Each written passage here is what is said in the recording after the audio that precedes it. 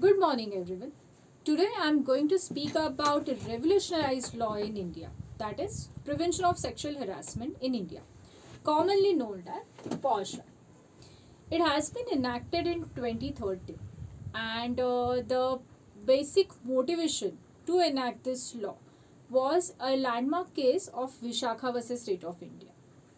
The main objective behind this law is the prevention, prohibition, and redressal. That is basically to encourage the equal opportunity and safe work environment for working women in India. Initially, there were the education encouragement, then the work, career related encouragement, but safe workplace was a concern.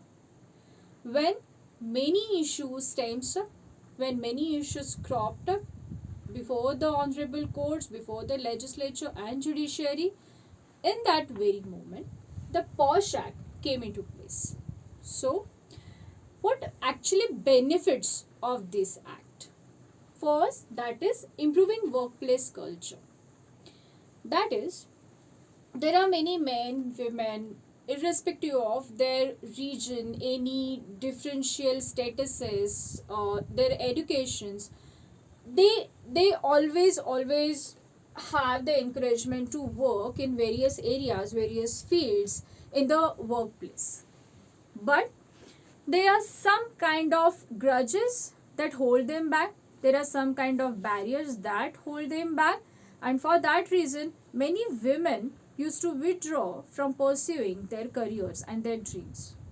So in order to refrain any women to take that step, the said law protects them a lot.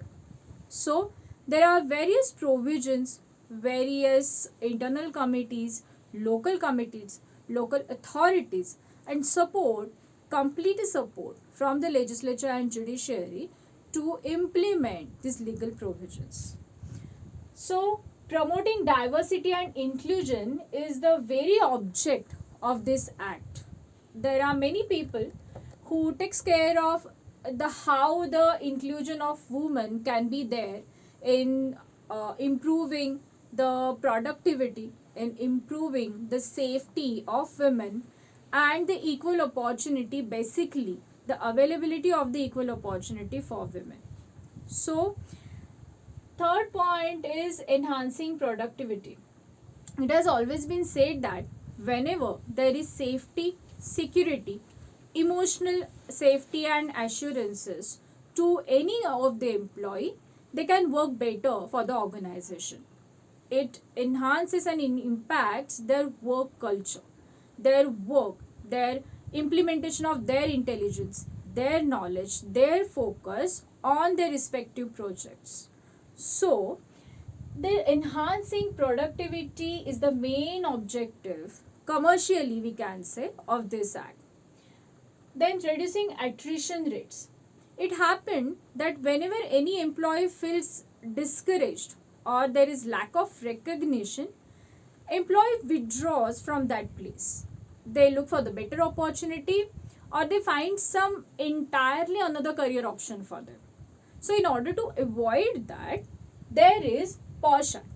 Posh Act always helps to refrain any women to leave their career, their dreams, and it provides an equal opportunity to pursue their dreams, to enhance their knowledge, and to use it at their best for their success in life.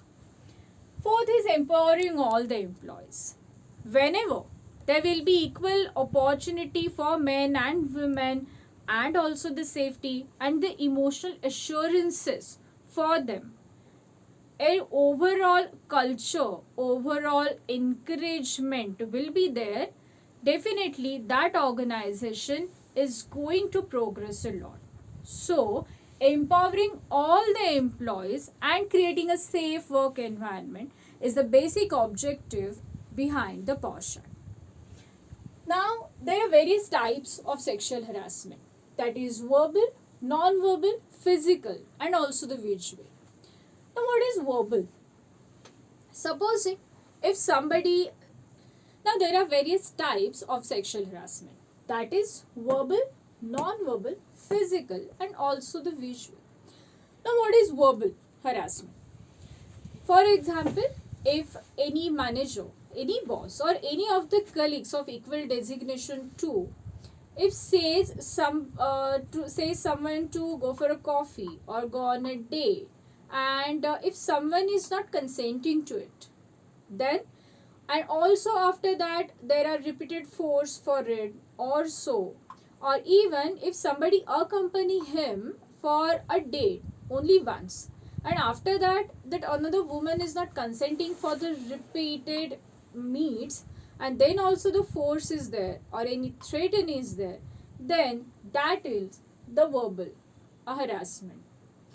In kind of verbal harassment, there can be bullying, there can be trolling, there can be bashing, there can be roasting.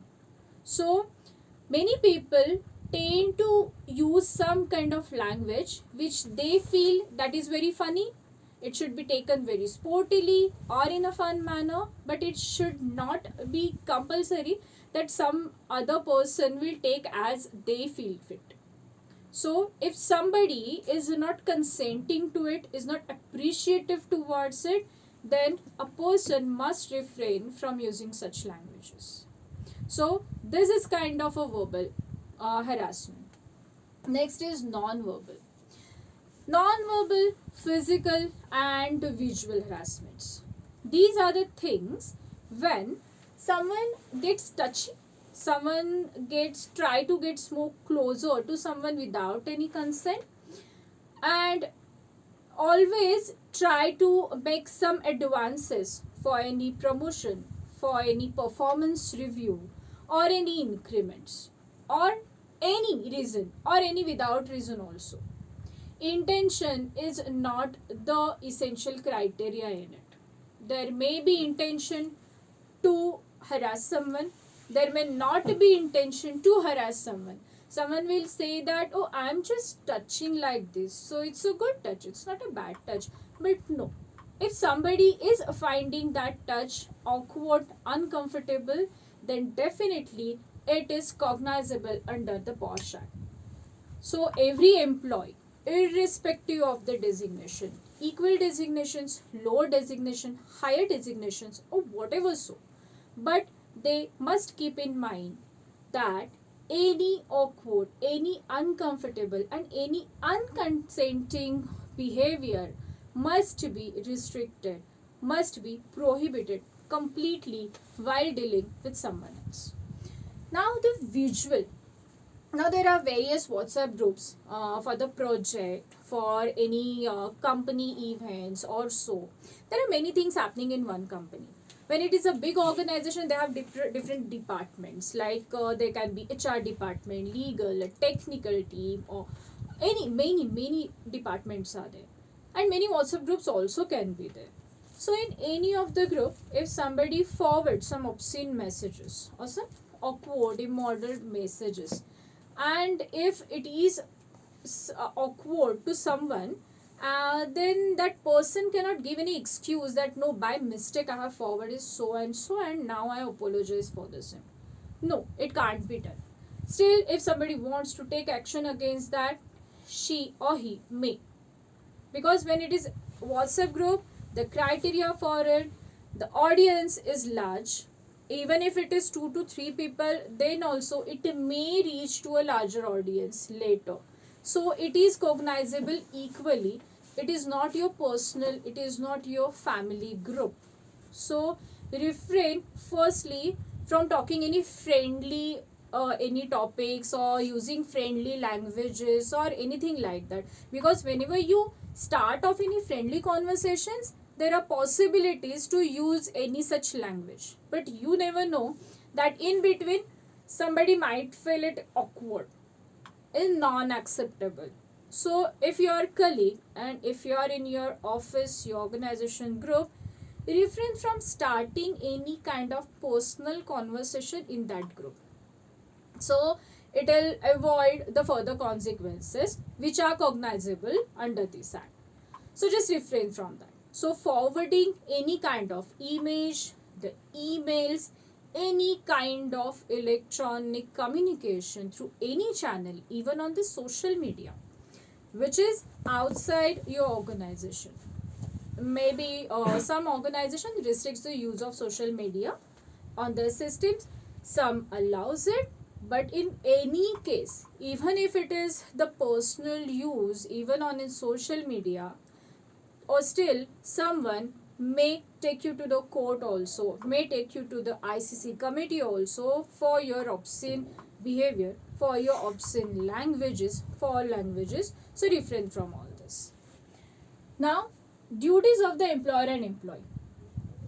See, duties of the employer is basically revolves around the awareness and the follow-ups.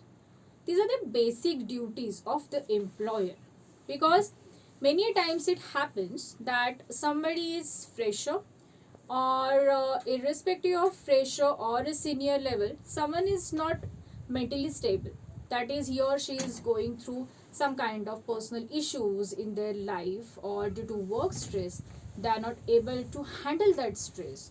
There may be some kind of anxiety, depression, frustration, whatever, or even the lack of recognition, any kind of emotional issues anybody may be having at the very point of appointment, or the very point of any project, or anything. So in case of duties of the employer, firstly, whenever you will have your weekly team meetings, so in those team meetings, it is just suggested to have 5 to 10 minutes at least for the general discussion, or which can crop up, which can carve out somebody's emotional state, because there are many activities that we actually conduct to freshen up someone, to the lighter mood of someone. So these are the fun activities that any organization conducts. But in that sense, take out some activities which will impact and which will carve out any emotional issues of your employees, because these are very important. At least you can guess that. Or many organizations do have psychologists on board, or the visiting psychologists, the counselors, psychological counselors make compulsory to attend their any kind of session, any kind of their events, at least weekly or monthly once. So that once in a week or once in a month may help you to carve out these things, to know that exactly what is happening with your employee.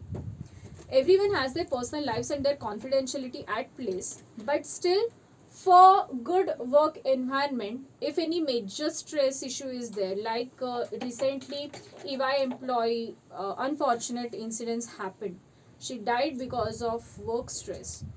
So these kind of issues, maybe a company can help someone, or at least safeguard company's interests also.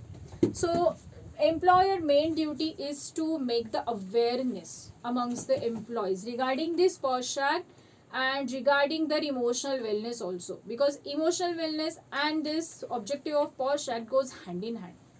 Okay, so these kind of activities must be conducted.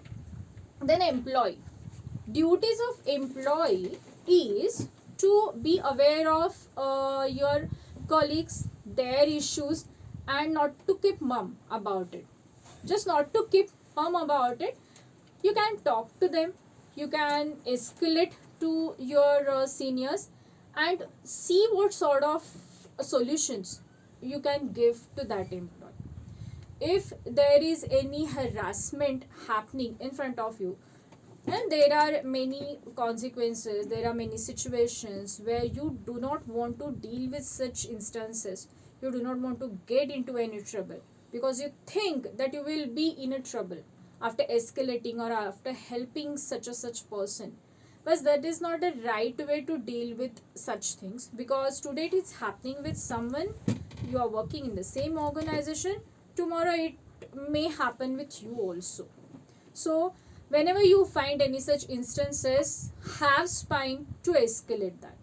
There are hierarchy of people, there are hierarchy of the committees for this specific act at place in your organization. So please be vigilant and report that in timely manner. So it will reduce any kind of harassment and disturbing harassment at your workplace, and you can work better. You all can work better. Then the internal complaint committee. Now in the composition of internal complaint committee, there is one presiding member. The presiding member must be a senior level female official in that organization. Now the presiding member must be aware of any women's related issue, their safety, their code of conducts, the legalities of it. She must be the knowledgeable person in all this, and the sensitive one. Sensitivity is very, very much important. Sensitivity and sincerity serves the better purpose in terms of Posh Act. So the presiding member should be like this.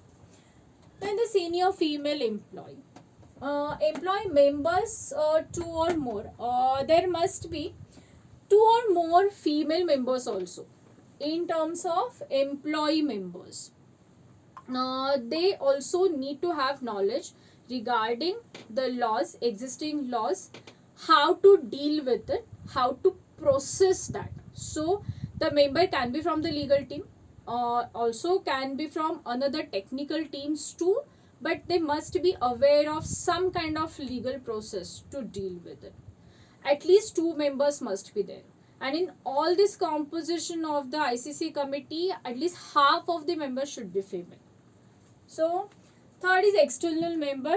In terms of external member, can be from any non-governmental organization, that is NGO, or any other association which deals with the women issues, and they protect them. They are active regarding all the women safety related issues.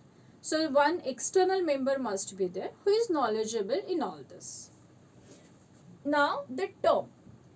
Any of the members will be serving this committee for 3 years. There should not be 3 years or there should not be any more than 3 years span for it. And if they want to extend, there must be a reasonable reason for it. So this is briefly composition of this internal complaint committee, that is ICC. Then, now the importance of the emotional wellness to avoid such instances. Now briefly we have seen the Posh Act, its benefits, its objectives, the types of harassment. It is all related somewhere to the emotional wellness and the related issues. Now why this is so important to talk about? Because see, any person who is getting into harassment, who has that's unfortunate and wrong guts to harass someone, because they are not mentally stable, morally not stable, and that's why they are not so sensitive enough to think about anyone else's dignity, anyone else's comfort, consent. They do not know anything about this, and that's why emotional wellness comes into place. So the regular intervals awareness regarding the emotional wellness, also the consequences for not following the provisions, for not following moral grounds, for not following any guidelines on moral level. Employee needs to be aware of all these things, because there are consequences, legal consequences, if someone is not following any of the Posh Act provisions. There is internal complaint committee, there is local complaint committee, which consists of district collector, presiding officers, and if that individual is still aggrieved, then she can approach to the honorable courts also. Any remedy can be there also. So if someone has that awareness regarding any emotional wellness and not to get into any such things, it will really help someone. Many times it happens that if somebody is diagnosed with the anxiety, see, everyone has anxiety at some point of time. It's not like everyone is so emotionally balanced and stable. No, there is many things happening in everyone's life. So but many times some people, just to reduce their anxiety, just to reduce their stress, they think that they will harass someone else and it will reduce their tension. That's a very pathetic thing. But it needs to be addressed and they must be aware of the consequences of it. So there are many kind of activities, emotion exercises, emotional activities are there in place to reduce this anxiety, this stress, and to vent out all the issues, to conduct yourself even if you are facing such issues. And if those activities are practicing by every employee, if those consequences have been avoided by the every employee, then such instances can really be avoided. So even it is frustration, even if it is depression, anxiety, stress, anything can be managed through emotional wellness programs. So we suggest that at least two emotion exercises must be exercised at weekly activity, like I said previously, or at least monthly. But that session must be there. Many times it happens that we know the things, but whenever we listen to it again and again from the expert, our mind gets stuck to it. Then our mind gets happy and it's kind of a reminder for such things. So these reminders for good morals, for the reminder for the good code of conduct must be there at timely intervals, that is weekly or monthly. So it all must be there. So today we have seen briefly the Posh Act, the need of emotional wellness, objectives of this act, the consequences for not following any moral grounds which is cognizable under the Posh Act, and the composition and the redressal committee of it. I hope you all like it. And if you anyone has any issues, any kind of inquiries, they may get in touch with me. Thank you.